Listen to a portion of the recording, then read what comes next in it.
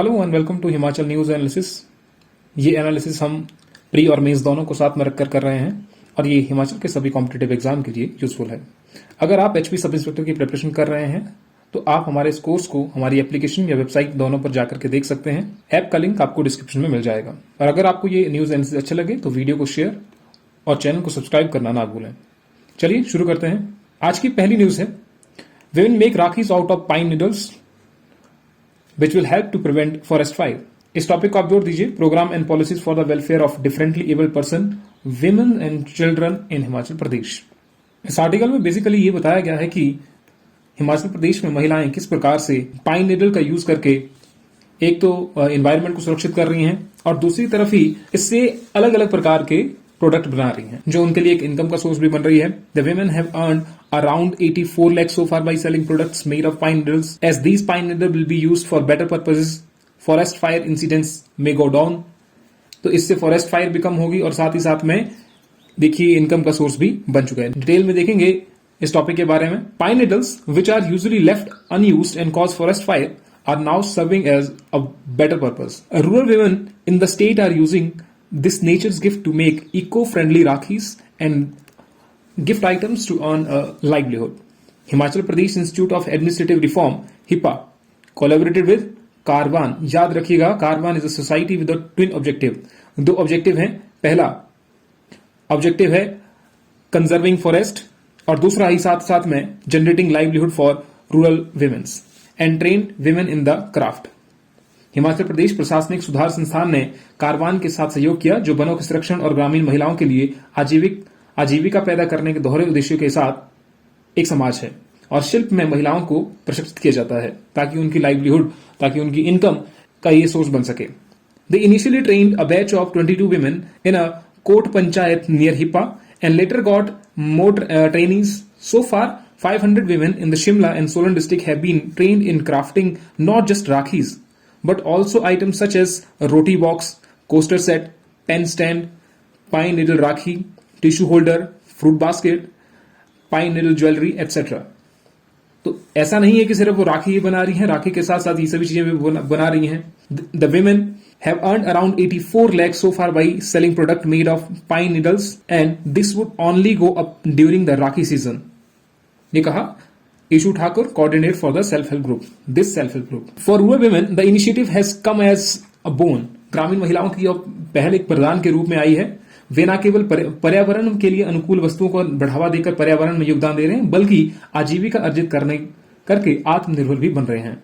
तो ये चीर पाइन आखिरकार क्या है और ये कहां पर पाया जाता है? पाइनस रॉक्सबुर्गी सार्क यानी कि चीर पाइन, इसका साइंटिफिक नेम ये है। हिमालय क्षेत्र में बहुत प्रचुर वृक्ष प्रजाति है।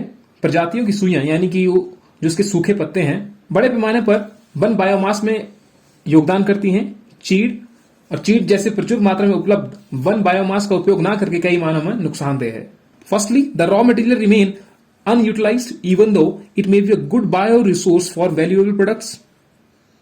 Secondly it also leads to the destruction of forest by forest fire, thereby devastating the forest flora and fauna along with causing massive tangible and intangible harm to the ecosystem। ये एक अच्छा जैव संसाधन हो सकता है लेकिन इसका उपयोग अभी तक नहीं हो रहा है। साथ ही साथ में इससे जंगलों में आग लगती है और ये वहां की वनस्पतियों और जीवों को भी नष्ट करता है और पारिस्थितिक संतुलन को बिगाड़ता है। Since April 1449 forest incident have been reported from different parts of the state. खैर, फॉरेस्ट फायर के बारे में भी हम एक आर्टिकल पूरे अच्छे तरीके से कवर करेंगे कि हिमाचल प्रदेश में क्या इसकी रीजन है और क्या इसका सोल्यूशन हो सकता है। Further the needles do not allow other imported species to grow despite enormous harmful effect. The logical strategy on sustainable and effective management for utilization. तो क्या होता है कि ये पाइन नीडल दूसरी प्रजातियों को भी ग्रो नहीं होने देती हैं, तो उसके लिए भी ये फिर एक दिक्कत का कारण बन जाती हैं। तो अभी देखिए जो महिलाएं हैं, सेल्फ हेल्प ग्रुप है, ये बहुत अच्छा कर रही है इसमें, तो इसके बहुत सारे बेनिफिट निकल के आ रहे हैं। इनकम का सोर्स हो रहा है, जैव विविधता इससे बढ़ रही है यानी कि जैव संरक्षण इससे हो रहा है, फॉरेस्ट फायर इससे कम हो रही है, तो बहुत सारे इसके पॉजिटिव निकल के यहां पर आ रहे हैं। नेक्स्ट पे चलते हैं। बल्क ड्रग पार्क पर बन गई बात। स्टीयरिंग कमेटी की सिफारिश पर हिमाचल को जल्द मिलेगी गुड न्यूज, यानी कि बल्क पार्क हिमाचल प्रदेश में बनने जा रहा है। इसको आप जोड़िएगा modern and emerging technologies and initiative in the state of Himachal Pradesh including biotechnology policy, research, vision, scope and application for the developing horticulture, medicinal and aromatic plants resources of the state. तो देखते हैं इसके बारे में पूरी जानकारी लेते हैं। बल्क ड्रग किसे कहते हैं और बल्क ड्रग पार्क किसे कहते हैं और ये क्यों हिमाचल प्रदेश के लिए जरूरी है। ये न्यूज 2020 की है जब पूरे देश में 3 बल्क ड्रग पार्क की स्थापना की योजना बनाई गई। हाल ही में हिमाचल प्रदेश सरकार ने बल्क ड्रग पार्क की स्थापना के लिए ऊना जिले में 1400 एकड़ जमीन की पहचान की है और ये कहां पर की है इसी आर्टिकल में बताया गया है। ऊना जिले के हरोली विधानसभा क्षेत्र में 1401 हेक्टेयर भूमि पर होगा स्थापित। कितना निवेश होगा? 8000 करोड़ का और 1500 युवाओं को इससे एम्प्लॉयमेंट भी मिलेगी। राज्य सरकार ने केंद्र सरकार को प्रस्ताव भेजकर इस जगह पर पार्क स्थापित करने की अनुमति मांगी है। तो पहले देखते हैं कि बल्क ड्रग किसे कहते हैं, उसके बाद देखेंगे हम कि बल्क ड्रग पार्क किसे कहते हैं। बल्क ड्रग यह दवा का एक मुख्य घटक होता है। फॉर एग्जाम्पल पैरासेटामोल आपने दवाई देखी होगी तो वो एक बल्क ड्रग है। पैरासेटामोल को बाइंडिंग एजेंट या विलायक के साथ मिश्रित करके पैरासेटामोल टैबलेट बाद में बनती है।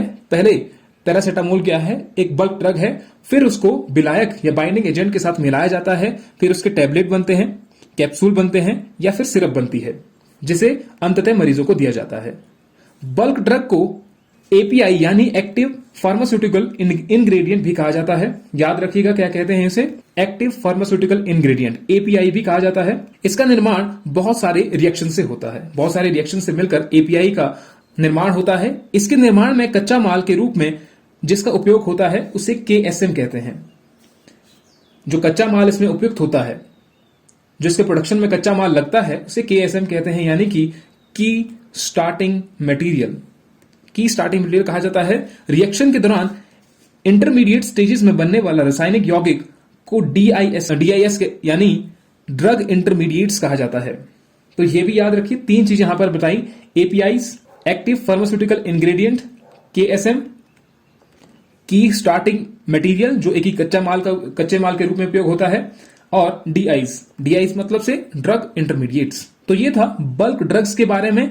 अब देखते हैं बल्क ड्रग पार्क के बारे में। बल्क ड्रग पार्क एक कॉन्टाजियस एरिया है जो एपीआईज, डीआई और केएसएम के विनिर्माण के लिए कॉमन इंफ्रास्ट्रक्चर फैसिलिटीज होगी, यानी कि यहीं पर सारी की सारी फैसिलिटीज मिल जाएगी। अभी तक क्या हो रहा था कि हम बाहर से इंपोर्ट कर रहे थे, उसके बारे में जानकारी लेते हैं। केंद्र की योजना के तहत कॉमन इंफ्रास्ट्रक्चर फैसिलिटी के निर्माण के लिए वन टाइम ग्रांट एड दिया जाएगा। मैदानी राज्यों को कॉमन इंफ्रास्ट्रक्चर फैसिलिटी की लागत का 70% यानी कि ग्रांट इन एड के रूप में दिया जाएगा, 70% जो मैदानी राज्य हैं, जबकि हिमाचल प्रदेश और अन्य पहाड़ी राज्यों में यह ग्रांट इन एड 90% दिया जाएगा। अगर हम हिमालयन स्टेट्स की बात करें तो उसमें हिमाचल प्रदेश भी आता है, तो उनको 90% अनुदान दिया जाएगा, ग्रांट इन एड दिया जाएगा। केंद्र सरकार एक पार्क के लिए अधिकतम 1000 रुपए की करोड़ राशि देगी। 1000 करोड़ मिलेंगे जो केंद्र सरकार देगी। भारत बल्क ड्रग पार्क को क्यों दे रहा है बढ़ावा? आखिरकार क्या जरूरत है भारत को? अभी देखिए, भारत का दवा उद्योग विश्व के बड़े दवा उद्योगों में से एक है। वॉल्यूम के लिहाज से भारत का दवा उद्योग विश्व का 3रा बड़ा दवा उद्योग है, अगर वॉल्यूम के हिसाब से देखा जाए तो। निम्नलिखित कारणों में से भारत बल्क ड्रग पार्क को बढ़ावा दे रहा है। कौन कौन से कारण हैं? भारत में एपीआईज, डीआई या केएसएम के आयात के लिए दूसरे देश खासकर चीन पर निर्भर रहना पड़ता है। कोरोना वायरस के कारण आयात में अड़चन भी आई। चीन और भारत के बीच सीमा विवाद भी हो रहा है। तो अभी तक क्या कर रहे थे हम? एपीआईज, डीआईज या केएसएम भारत से दूसरे देशों से भारत में आयात कर रहे हैं। तो देश में बल्क ड्रग की विनिर्माण लागत में कमी आएगी एवं घरेलू बल्क ड्रग उद्योगों में प्रतिस्पर्धा बढ़ेगी। तो इसीलिए भारत सरकार बल्क ड्रग पार्क बनाने पर फोकस कर रही है। और ये किस तरीके से चयनित होंगे?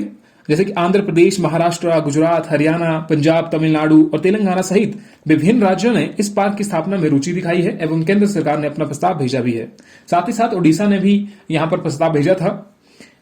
एक राज्य केवल एक पार्क के लिए प्रस्ताव कर सकता है।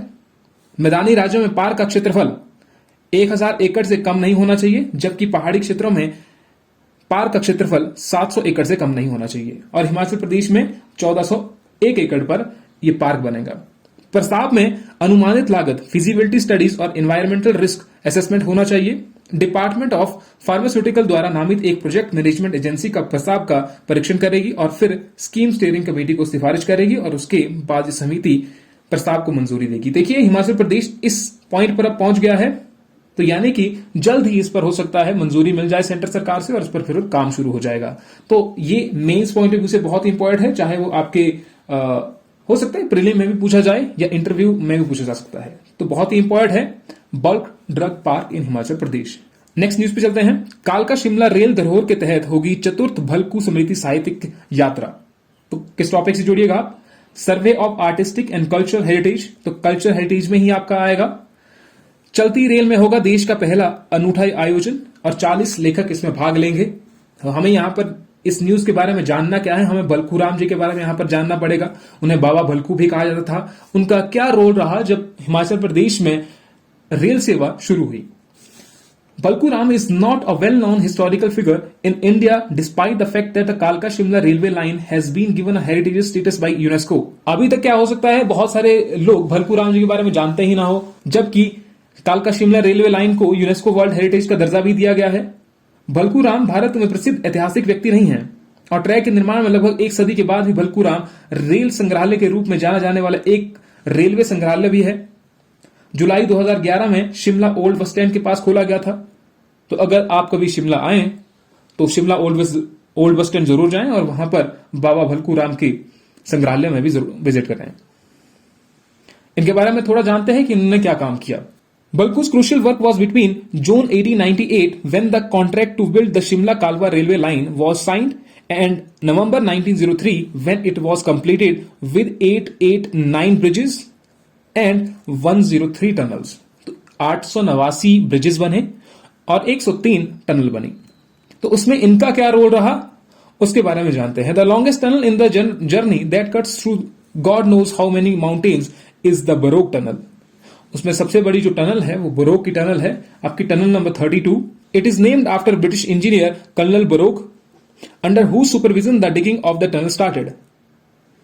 कर्नल बरोक के अधीन ही इस टनल का कार्य शुरू किया गया, लेकिन जब उन्होंने ये काम शुरू किया तो जब डिगिंग स्टार्ट हुई, जब खोदना वहां पर स्टार्ट हुआ, तो वो क्या होता है कि एक दूसरे से वो टनल नहीं मिलती है।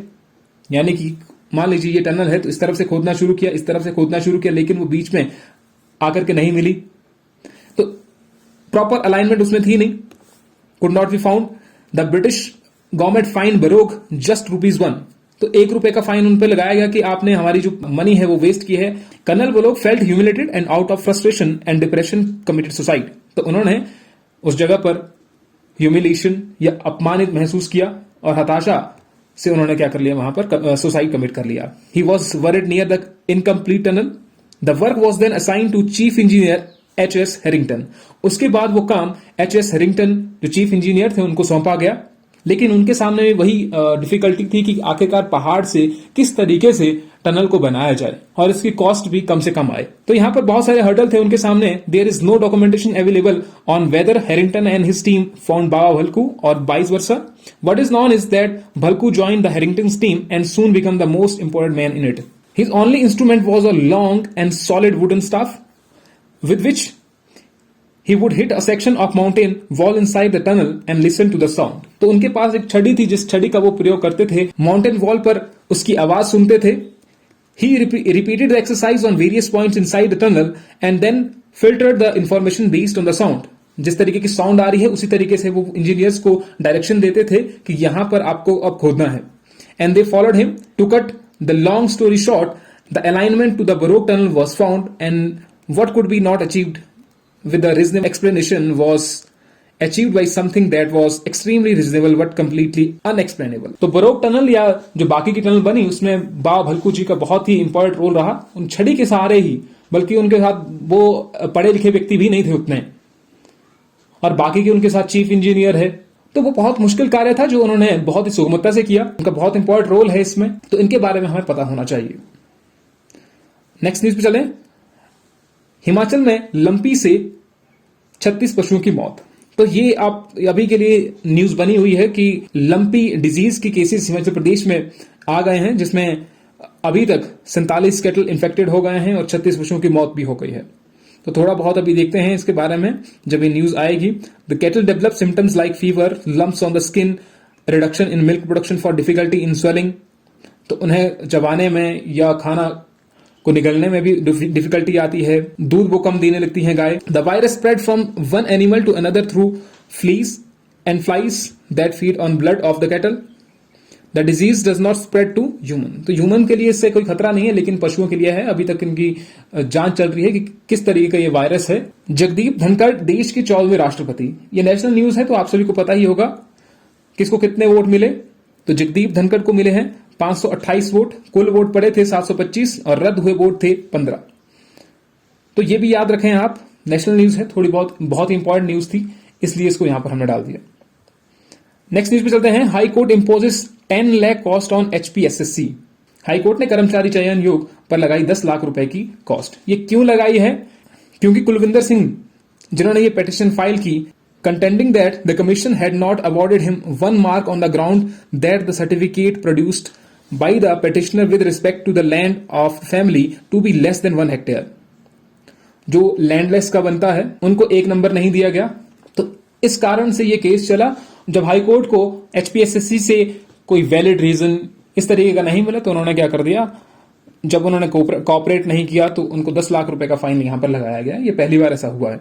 भूमिहीन प्रमाण पत्र देने के बावजूद अभ्यर्थी को 1 अंक न देने की याचिका पर पारित किया आदेश। तो इसी के साथ आज का ये न्यूज एनालिसिस यहीं पर खत्म होता है। इस वीडियो की PDF फाइल आपको टेलीग्राम पर मिल जाएगी, जिसका लिंक डिस्क्रिप्शन में होगा। इसके अलावा अगर आप किसी भी हिमाचल के कॉम्पिटिटिव एग्जाम के लिए प्रिपरेशन कर रहे हैं तो उसका स्टडी मटेरियल भी आपको टेलीग्राम पर मिल जाएगा। अगर आपके कुछ सजेशन है कि किस तरीके से इसमें कुछ चेंजेस होने चाहिए हिमाचल न्यूज एनालिसिस में, तो आप जरूर शेयर कीजिए, हम उसको इंप्लीमेंट करने की कोशिश जरूर करेंगे। मिलते हैं आपसे नेक्स्ट वीडियो में। Till then, thank you.